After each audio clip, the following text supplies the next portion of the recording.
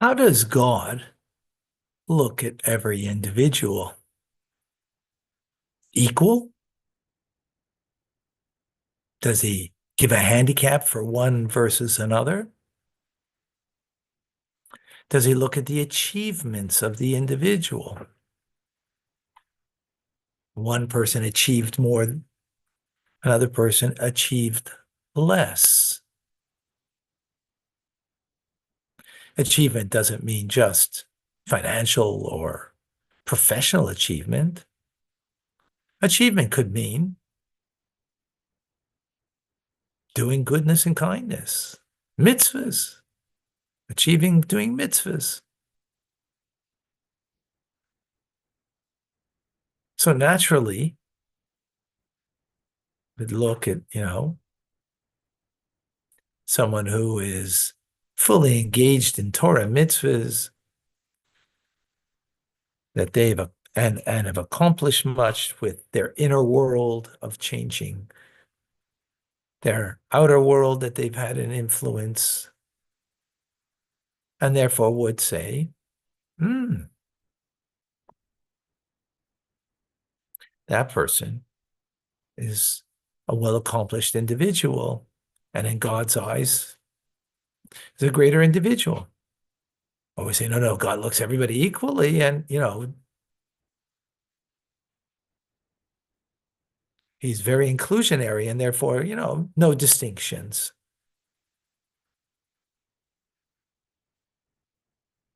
I'm not talking about the love of God, as in the essential love of God, as a parent to to children.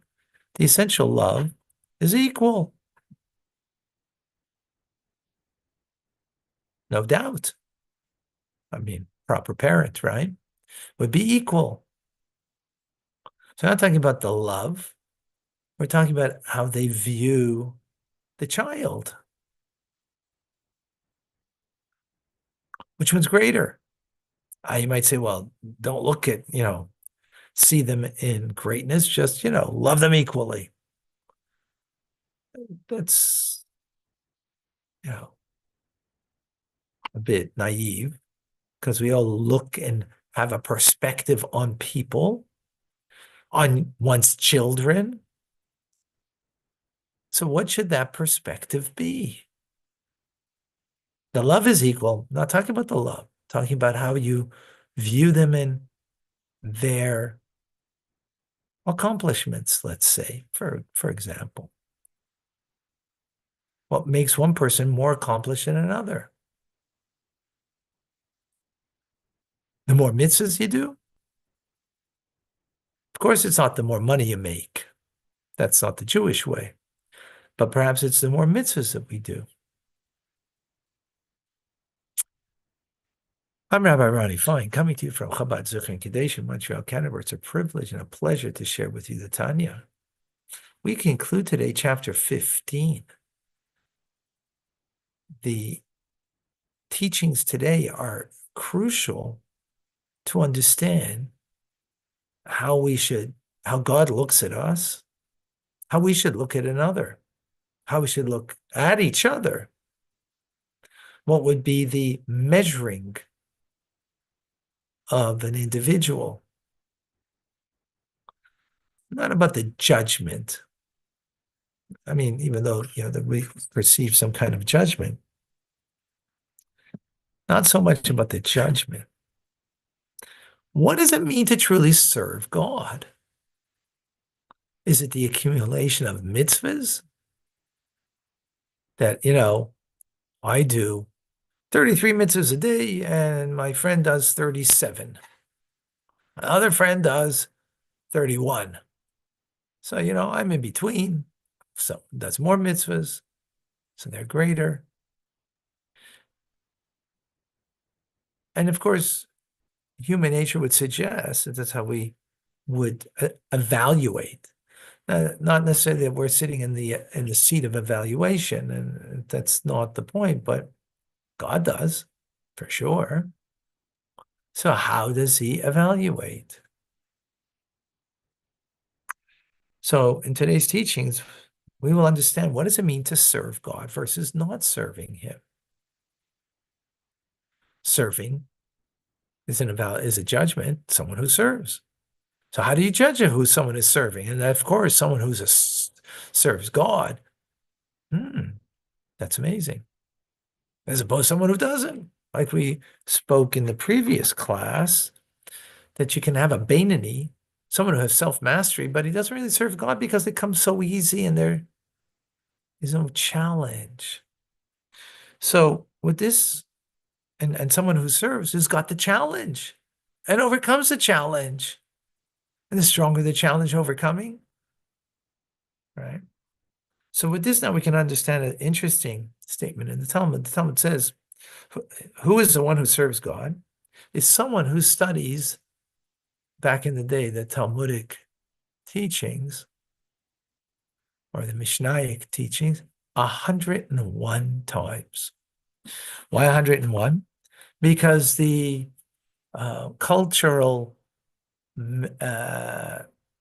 manner and sort of the norm of the day was for the students to study their studies 100 times. So everybody studied the Mishnah 100 times. That way they would know it backwards, forwards. They would know it by heart because at a certain point, nothing was written. So you didn't have the oral tradition, a textbook to go back to make sure you understood the teachings or knew the teachings. So you had to study it 100 times so you committed not just to memory, but to full understanding. Says the Talmud, that's not someone who serves God, someone who goes 101 above the comfort zone, above the norm, above what they were expected of. That's someone who's truly serving God. And the Talmud gives a metaphor. Back in the Talmudic days, the market of donkey drivers, that if you were traveling for 10 Persian miles, 10 parsi, as it's called, Persian miles, you had to pay the driver 1 zuz. 1. If you wanted to go an extra mile, Persian mile, 11. So, well, if you paid for 10, 1 zuz, so you probably pay 1.1 for 11. No, you have to pay 2, double. Why? Because the norm and what was the custom and the custom, and not just the custom, but the capacity of the donkey was to go 10. You wanted to go extra, you had to pay for that. You had to pay for that.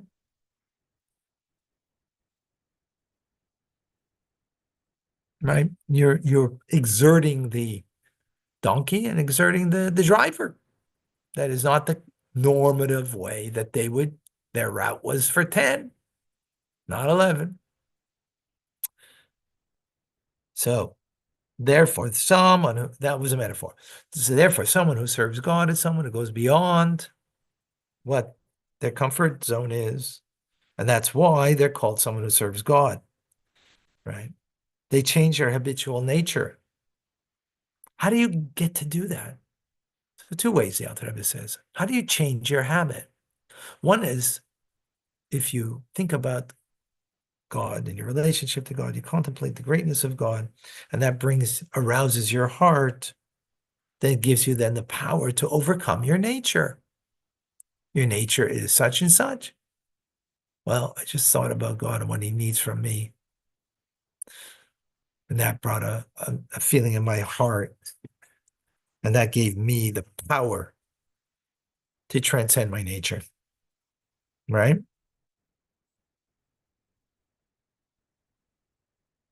As a parent does for a child, for example. Sometimes you're tired, you might be a lazy mood, and your child needs something. So you think for a moment about your child, the needs of that child, and then that around, and that arouses a feeling in the heart that you overcome your natural mood of, let's say, being lazy. And you do something that your child needs. That's overcoming our habit. This, then, overcoming the animal soul with a love of God that's generated from an understanding and appreciation about God, is called the perfect service of the Beinoni.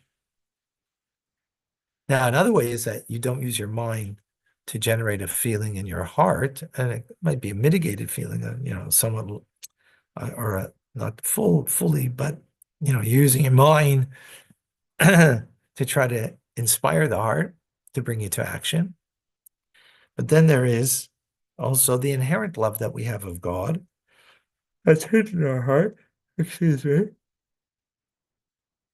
that allows us to have mastery over our animal soul in the left ventricle of the heart, right?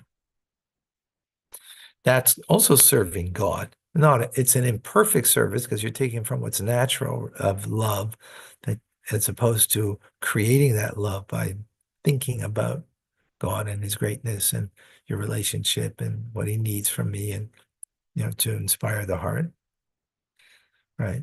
But what's going on over here? There's a battle going on. And therefore that you have to incorporate your mind and your heart to whatever level in order to overcome the habit, to overcome the animal soul's desire in order to fulfill that which God needs from you, right? But if you wage no war at all, and you just do what's right instinctually, so you did the right thing, but you did it out of instinct, you did it out of habit, you did it out of, whatever. You you didn't you didn't empower yourself, you didn't use your mind, your heart. So it wasn't so much you choosing, it was kind of chosen for you in a sense because it's just your habit. Oh, good. Thank God it's a good habit rather than a negative habit. But then that's not called serving God. Wow.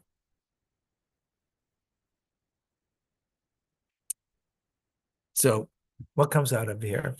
Bottom line, someone who serves God is the Beinoni who must engage in a struggle with the evil inclination, either through the love of God that's born out of meditation, out of thinking about God, or at least arousing the hidden love.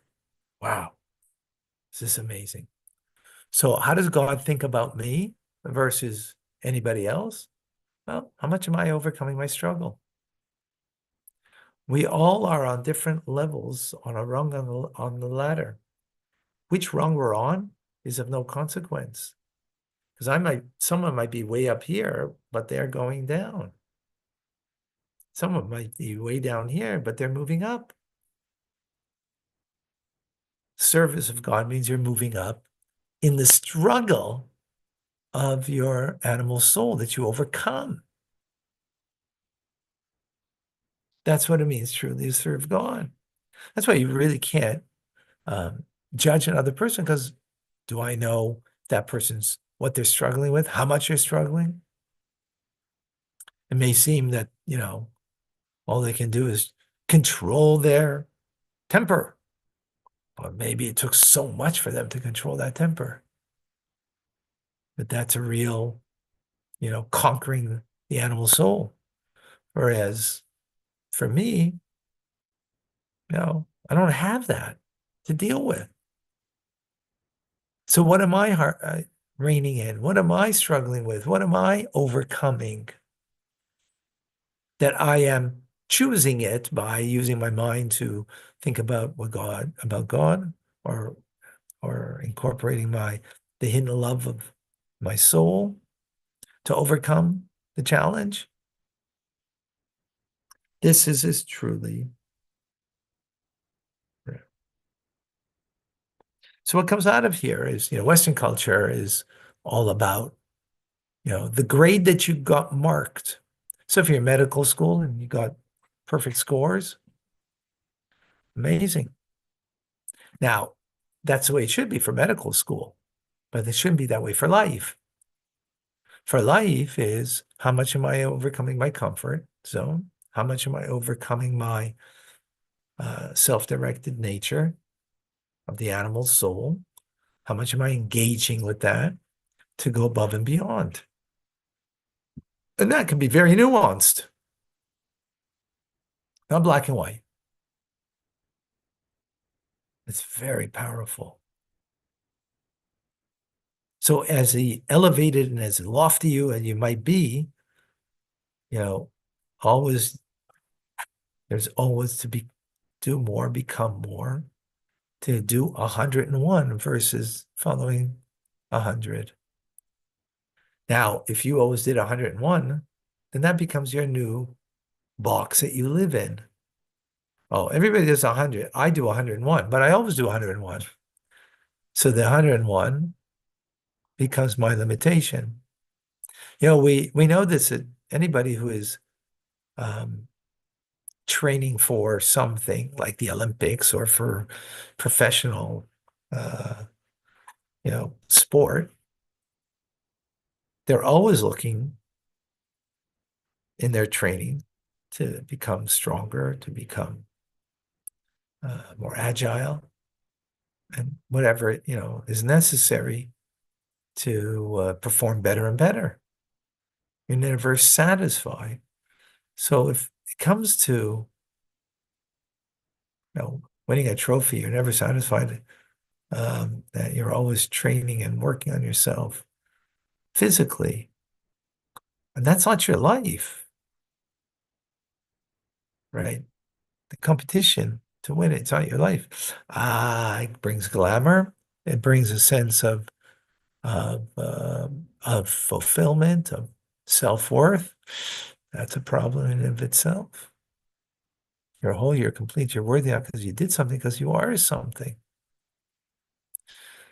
The Jewish perspective is how much am I dealing with and struggling and overcoming? So yesterday's struggle today might be easy street. Today's struggle might be tomorrow simple. Tomorrow doesn't necessarily mean literally tomorrow, but over time might become the norm for me. So there's a constant growth as a result. And there's never really a judgment of another person because we don't know what they're struggling with. And how much are we, eking out an effort based on who I am?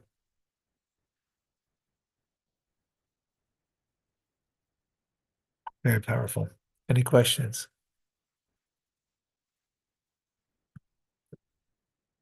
Oh, no, take it down. Okay.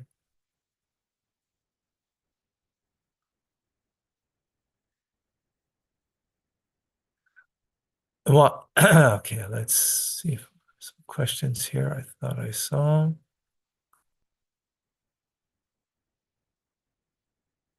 Two question marks before you ask the question, so it's easy for me to recognize. Do you have a question?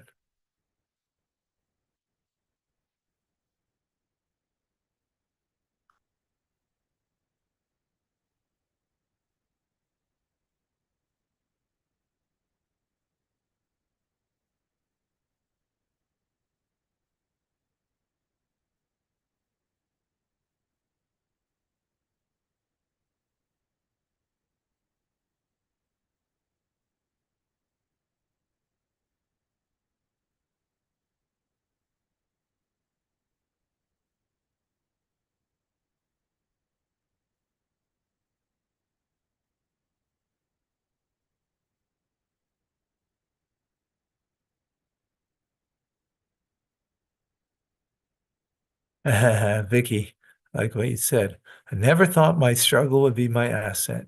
It is, because it's in the struggle where you become the you that God meant you to become. A whole different way to look at it. In the struggle is where God, right, gave it to you so you could become who you need to become. We don't ask for it. God's going to give it. We don't look for it. Don't look for the struggle. Don't worry. God has his ways.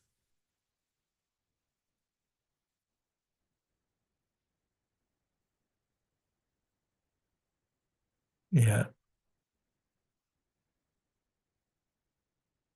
Okay. Beautiful. Our conversation will continue, of course. I'm Rabbi Ronnie Fine, coming to you from Chabad, Zurich and Kadesh, Montreal, Canada. It's a privilege and a pleasure to share with you, Tanya. Have an amazing, wonderful day.